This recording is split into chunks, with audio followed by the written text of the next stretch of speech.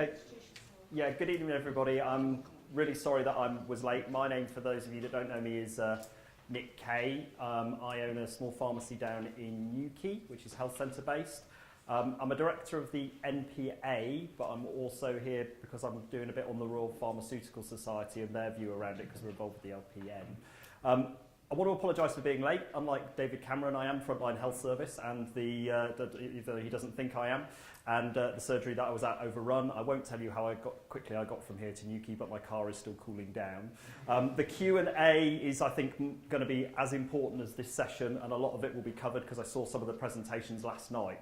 So the presentation is based on two fronts, basically. One is an unashamed plug for the RPS.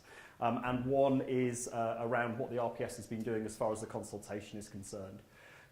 When I stood up here last night for the first time, you would think maybe, as a director of the NPA, some of this might be difficult for me to deliver. But actually, it's been really unusual that a lot of this thing has actually galvanised the profession. And I think that's really, really important, that a lot of these views aren't contradictory and a lot of these views are linked up and do link together. As Rob said earlier, it's around creating that joined up vision, and I think it's all of our responsibilities to do that. So I'm going to whiz through it and then get to the Q&A if that's okay with you guys. The RPS. The RPS is a great professional body, and if you're not a member, go and join. Okay, that's it in a nutshell. The idea is that we're supposed to help, and the mission statement is to create a more professional profession to be able to deal with better patient care. Okay, I know that Rachel has told me there's some interest around the faculty, so we're going to organise a couple of faculty events for you around that. Okay. For me, one of the things that I think the RPS can play a key role in is linking up professions. So one of the key things that I find as a community pharmacist that came out in call to action is the isolation that appears. You know, so a lot of us work in single-handed. How do we share that experience? How do we change that stuff? You're here tonight, so you guys are the engaged ones. But, you know, sometimes it can feel a rough old ward and quite isolated out there. My brother's actually the chief pharmacist of Barnstable Hospital, even though he's working in the wrong county. And we have quite frequent discussions about which is the best sector. But, you know, not everybody gets that opportunity to interact. Okay, so I think one of the key roles for me around the RPS is not only just talking about community pharmacy or hospital pharmacy, but is linking the profession together and taking some of the learnings from different sectors and putting it in practice in different places. Lots of strategic goals for this year based around evidence, and again, the game is to improve patient care. Okay. I could have transposed this from one of the NPA slide sets. Yeah. This is really interesting around the fact that the cuts potentially are going to cause us to underinvest in the sector. Yeah, my pharmacy, we do 23 to 24,000 items per month. Yeah, I am at financial risk. Okay, the reason I'm at financial risk is I have a big loan. My loan to value ratio is huge, and these cuts are going to make a real difference to me. So who am I going to sack? Okay. How am I going to invest in my business moving forward? I think we need to be live to that. Within that, it takes us to look at our business and to maybe change the way in which we do things. But I think just to base it purely on, oh, you look okay because you're in a health centre, isn't really the true financial structure with which we're in. There's also that around how's that impact assessment going to be done? Who's going to shut? Who's at risk? Has that been done properly? Has that been carried out in the right way? I think some of the things we're talking about, the Access Fund and the Integration Fund, the speakers will have talked about earlier, is a good step. But we need to, all of us, need to feed into that and work out how that's going to look and how that's going to feel. I think as well, you would think about the disassociation between medicines and clinical service. But I'm a great believer in the fact that actually, if you can't get the medicine, there's no point talking about it, because the best medicine is still the one that you've got to take. Yeah, and I think that the medicine supply route does give us a great and unique touch point to engage people with service. So the example I always use is we have the drug and alcohol consultant for Cornwall do his clinic once a month from our second consultation room, because if he sits at the local hospital, nobody turns up. Yeah, but if he sits in my pharmacy and I go, you can't have any methadone before you've seen him, he gets a 100% hit rate. It's a great way in which a supply function drives a clinical outcome. And not only that, the pharmacy team can go, I know he's not on your list, but you really need to see him because he's not doing very well. And that's part of how we integrate and I think become better involved within primary care. Really simple way in which supply actually drives proper clinical outcome. Okay, we know about this, you've already talked about this. I think this is quite important. Keith Ridge has now decided that we're going to have an independent review of some of the pharmacy services. And this is going to be chaired by a director of the King's Fund. Okay, so it's quite independent. What are we doing? Where are we going to make that difference? How do we make that difference?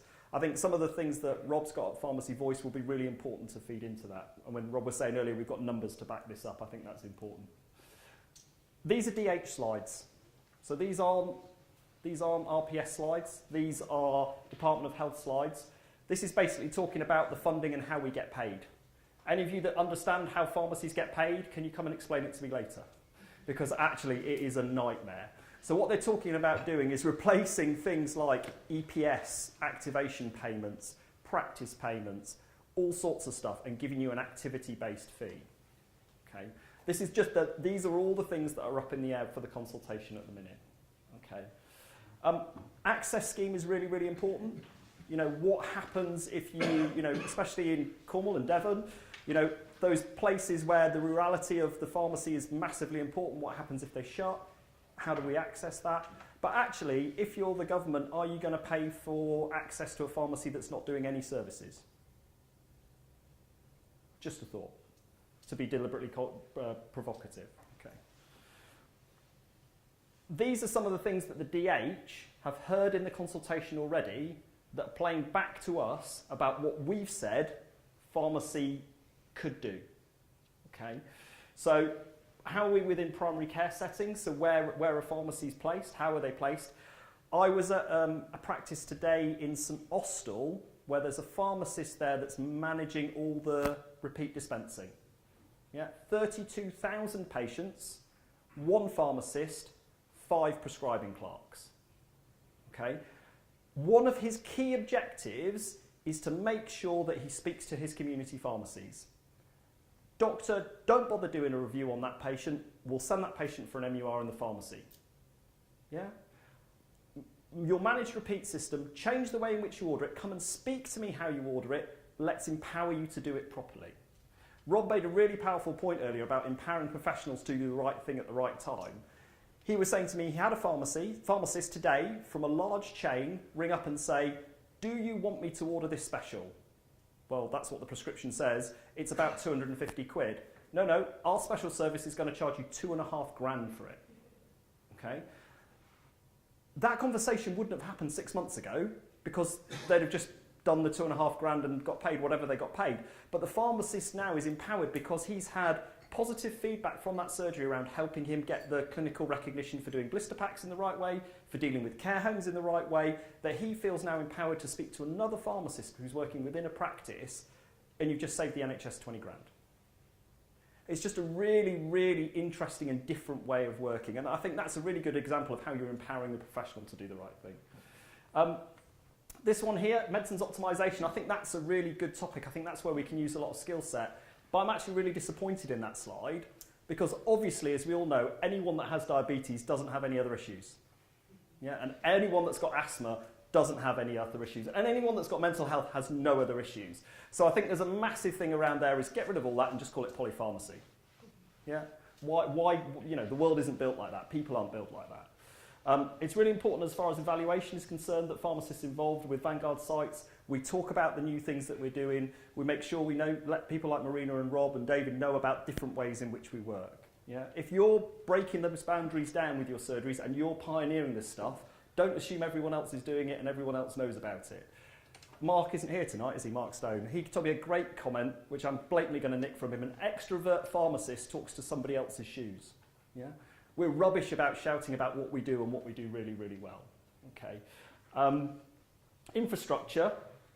The biggest thing I would ask for all of this is integrated IT. Yeah.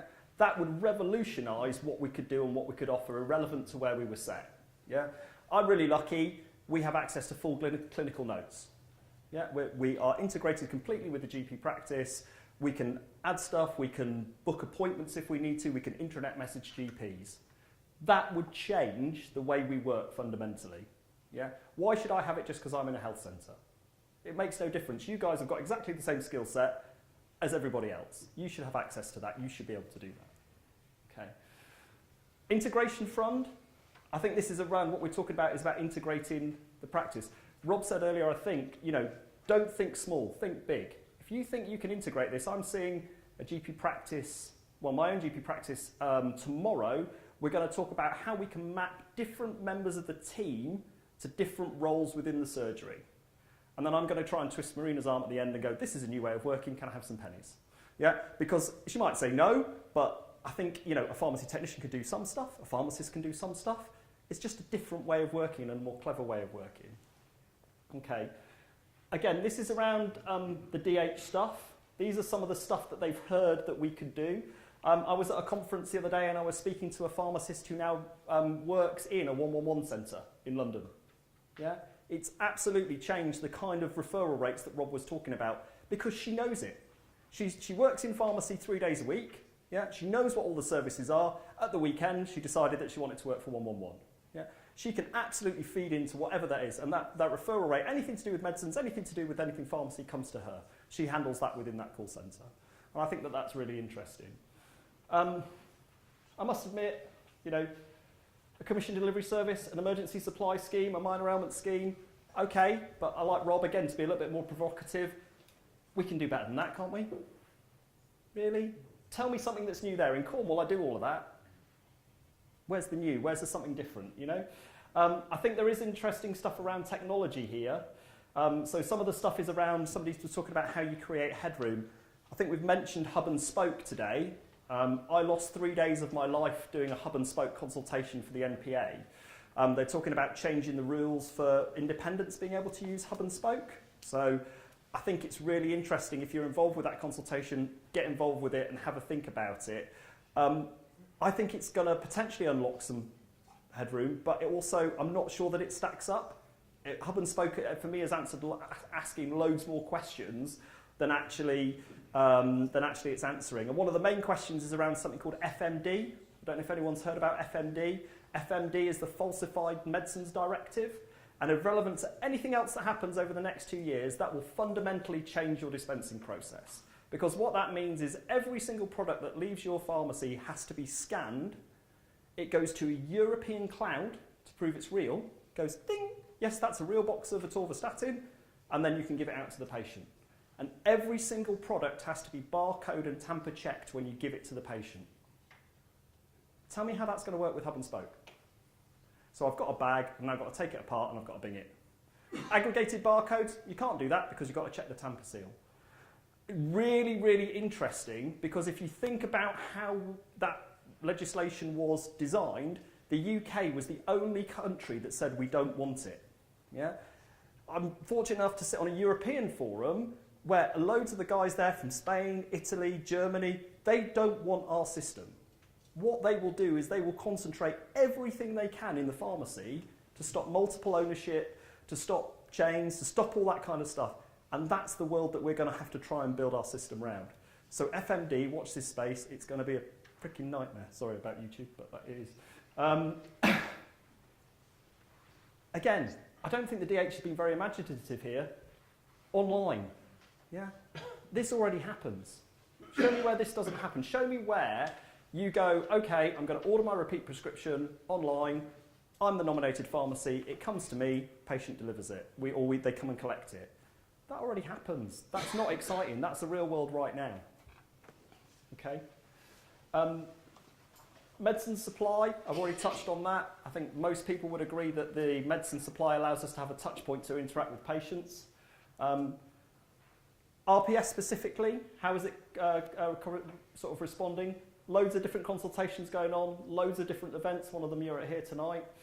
The other apology I've got to make, you should have had Heidi Wright, who's much more glamorous and a much better speaker than me, but she's left her contact details here for any questions you've got about any of the presentational slides that I've done. I've tried to whiz through it because Q&As are more important than me, and thank you very much for your time.